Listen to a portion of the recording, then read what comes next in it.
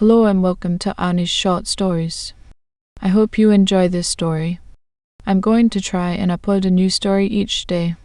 The Misplaced Key. In the quaint town of Lockwood, every door boasted a lock crafted with such intricate precision that the townsfolk slept soundly, trusting in their unpickable nature. These were the creations of Edgar Finch, a locksmith whose skill was as legendary as the keys he forged. But on a foggy October morning, that trust shattered. Edgar Finch was found dead in his workshop, a single stab wound piercing his chest, and his master key, the one that could unlock any door in town, was gone. Holly Arnold, a 25-year-old detective with a mind sharper than the tools strewn across Edgar's workbench, stepped into the case. She was the youngest in the Lockwood Police Department, her youth often mistaken for inexperience by colleagues who muttered doubts behind her back. Holly didn't care. She had something to prove, and this murder was her chance. The workshop smelled of metal and oil, a familiar tang that clung to the air. Tools lay scattered haphazardly as if Edgar had been interrupted mid-task. A half-finished lock sat abandoned on the bench. Holly's eyes narrowed.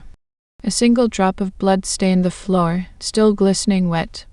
"Recent," she murmured.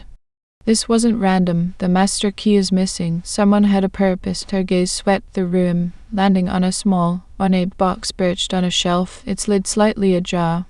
Inside, an empty indentation marked where the master key once rested. Beside it, a slip of paper bore a cryptic sequence: 3-40-15-20-5-40-9-5-40-3-5. A code, Holly thought, slipping it into her pocket. It was a clue she'd decode it later. She began her investigation with the basics. Edgar Finch was a pillar of Lockwood, respected for his honesty and craft. No enemies, no obvious grudges. Yet there was Victor Slade, a rival locksmith who'd arrived in town 6 months prior, his sleek, modern shop a stark contrast to Edgar's cozy workspace. Rumors swelled that Victor envied Edgar's reputation.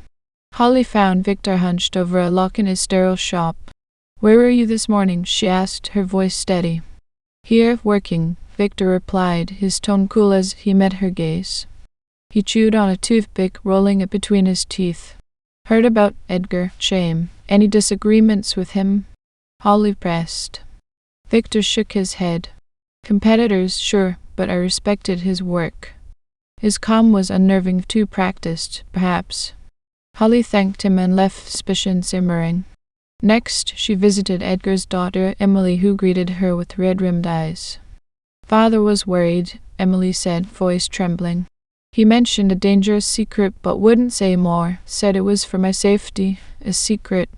Holly's pen scratched across her notebook. "What kind? He didn't tell me." Emily's tears fell freely now. "I wish he had," as Holly mulled this over, the town buzzed with new trouble. A jewelry store had been robbed, its display cases emptied without a shattered lock in sight. Then a wealthy resident reported a safe stripped bare. Finally, a secure storage facility noted unauthorized access, all with no signs of forced entry. Holly's pulse quickened. The master key, it's being used. Back at her desk, rain tapping against the window, Holly decoded the numbers from Edgar's workshop. Using a simple cipher: =1, B = 2, she translated 3-40-50-20-2-5-40-9-5-40-3-5 into CNOVENIENCE. Convenience? She frowned. Then it hit her. Conrad Vance owned the local convenience store, his name a near match. At the quick stop, Conrad fidgeted behind the counter, a nervous man in his 50s. "Did Edgar seem unusual recently?" Holly asked. He hesitated. "Few days ago, he bought a burner phone, said he needed an untraceable call, looked anxious." "The burner phone?" Holly's mind raced. "Who was he calling?" "Didn't say." Conrad shrugged, avoiding her eyes. Holly returned to the workshop and searched again. In a drawer, beneath a pile of papers, she found a cheap phone. She powered it on. The call log showed one number, dialed repeatedly. She called it. "Lockwood Bank, how may I assist you?" a voice answered. "The bank?" Holly ended the call, puzzled. "Why the bank?" At Lockwood Bank, Mr. Thompson, the manager, shifted uncomfortably under her questioning. Edgar suspected embezzlement, he admitted after she pressed him. Said someone was siphoning money from his business. He had hired a private investigator. Who? Ollie demanded. Didn't say. Thompson's reluctance was palpable, but he'd given her a lead. That lead led to Sam Spade, a grizzled PI with a cluttered office and a no-nonsense air. Edgar hired me to dig into financial discrepancies, Sam said, lighting a cigarette. Thought someone was stealing from him. Who'd you suspect? Holly leaned forward. Sam pulled a file. 3 with access to his accounts: Emily, his daughter; Jake, his apprentice; and Victor Slade, his old business partner. Victor. Holly's pulse spiked. Tell me more. Victor and Edgar were partners years back, had a falling out. Edgar bought him out, but Victor kept some financial ties. Could have been him. What about Emily and Jake? Emily did the books sometimes. Jake was learning the trade they had access to. Didn't get far before Edgar died. Holly nodded. I think the embezzlement ties to his murder. Sam exhaled smoke.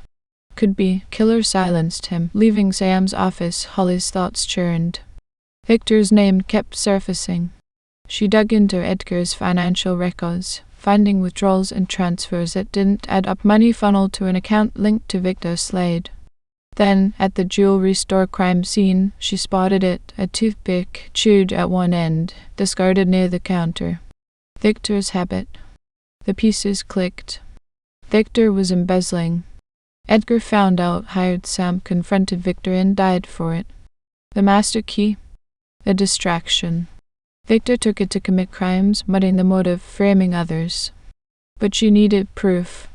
Holly staked out the bank, suspecting Victor would use the key again, perhaps to destroy evidence in Edgar's safe deposit box. Night fell, cold and quiet. Then she saw him, slipping through the shadows with the master key glinting in his hand. She followed silently as he unlocked the back door and entered. Inside, he headed for the vault. Holly stepped into the light.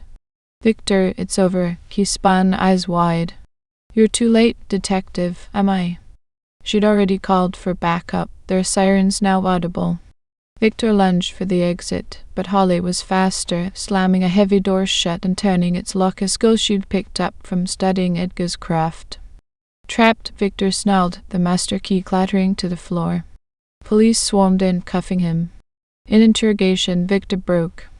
I was taking the money, he spat. Edgar found out, threatened to expose me. I couldn't let him. And the key? Holly asked. A bonus, used it to throw you off. He smirked, but it faded under her steady gaze. Case closed. Holly returned the master key to Edgar's workshop, placing it back in its box. The town breathed easier, and her colleagues' murmurs turned to nods of respect. Sitting in her office later, rain still falling, Holly reflected. Lockwood's locks had symbolized safety, but it was her deduction, sharp, relentless, that had restored it. She smiled faintly. She'd proven herself. And she was just getting started. Thank you for listening. I hope you enjoyed this story. Please don't forget to like, and even better, like and subscribe. Thank you very much, and I hope you have had or have a great day.